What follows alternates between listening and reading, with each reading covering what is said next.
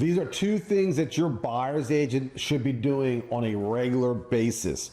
Welcome to Beach Life Unlocked, episode 20. Mitchell David, Mike Dotson, and honestly, you're out. You should be interviewing, reading reviews for a potential buyer's agent, and you should also kind of see what they do and see how they do it. And that simply comes from observation and conversation. Yeah. Right? Yep, for sure. So we're going to give you two things that a buyer agent should be doing on a regular basis that you should be able to observe. If they're doing that, then you're probably in pretty good shape with the one you chose.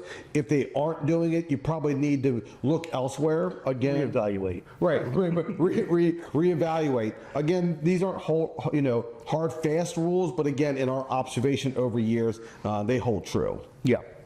Yeah. So, I mean, for me, the biggest thing is, and I think for a lot of people, communication. Yeah. Right. You want to have an agent that's on top of the market, keeping you informed on the market. Right. What should we be looking for? What's the market doing? When you have questions, they're getting back to you with answers promptly. Like just overall communication. If your agents just kind of set it and forget it, they're sending you updates, listing updates every day, but you don't hear from them otherwise. Yeah. Maybe. Well, you can do that on Zillow. Yeah. Right. You can do that yourself. Right. You can do that at homes.com. You can go to a big portal just to get the updates and the alerts. Yeah. I agree. I think Michael's onto something. I think, in that communication, it also sets up expectations as well. Absolutely. Right. Yeah. So I think it's one of those things that throughout the process, because communication just isn't on looking or, when you're looking or you're thinking about selling, it's actually part of the whole contract. Yeah, exactly. I mean, what's the next step? Where are we in the process? What do I need to look out for? It's everything. It's all encompassing, I think. And for buyers and sellers alike, if they, kind of just being left on a back burner, not knowing what's going on, and then things, something comes up, oh, hey, it's time to do this, do X, Y, and Z. Well, I didn't know that was happening, right? So then you're caught off guard and you're stressed and out, and you're moving quickly to make things happen when you could have been ahead of it if your agent was on top of this. Yeah, and that even goes for agents who are watching this too, and is making sure your communication on a potential lead is prompt. Yep. First to call. Right? Yeah, that's the name of the game. Yeah, first to respond. I mean, calling is back.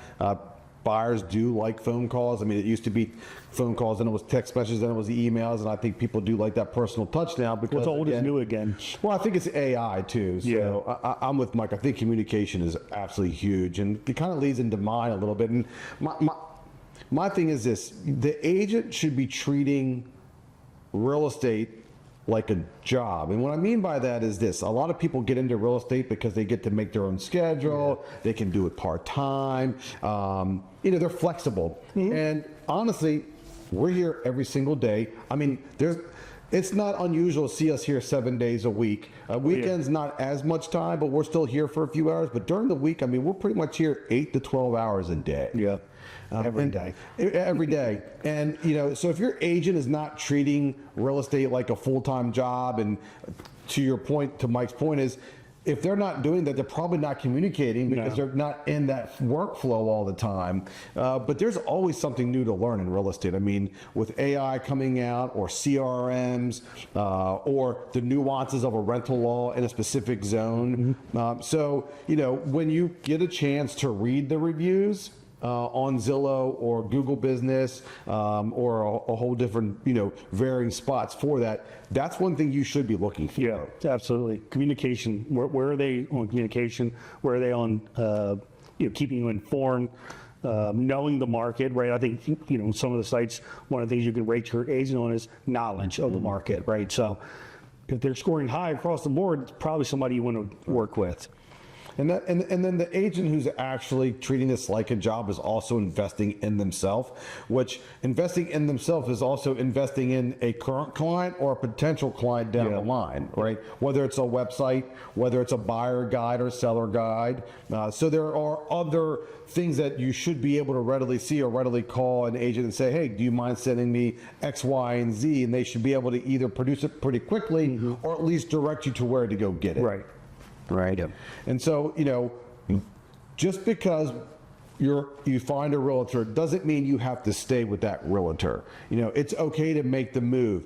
And if you're an agent here and you're watching this, it's okay to also make a move away from a potential buyer or seller if you all aren't aligning and maybe the buyer and seller's communication isn't up to par. Yeah. Right? Yeah, I think it goes both ways. It does. It It's definitely a goes. team. I mean, when you're working with somebody, you know, they're relying on you to provide the information, keep them on track. But you need to know where they are, what their thought process is as a buyer or a seller, so that you guys can work together. This is, I think, it's a team effort, honestly, in any real estate transaction. So you need both sides Absolutely. on the same page. So make sure that you have an agent who does communicate well, who's kind of setting the tone moving forward, meaning they're actually letting you know what's coming up so you can anticipate that. And then also make sure that that agent is investing in themselves, that they're treating this like a business, like they're a CEO of a company, because ultimately they are. While we work under brokerages, we are independent contractors. And so that's how they should be treating it it is their own business and they're the CEO. So if you have questions and you kind of want to see what Mike and I are doing, or you need a resource, or you just want to have a conversation, feel free to call us, text us, email us, or you can visit our website. PeaceLifeOceanCity.com. Have a great day.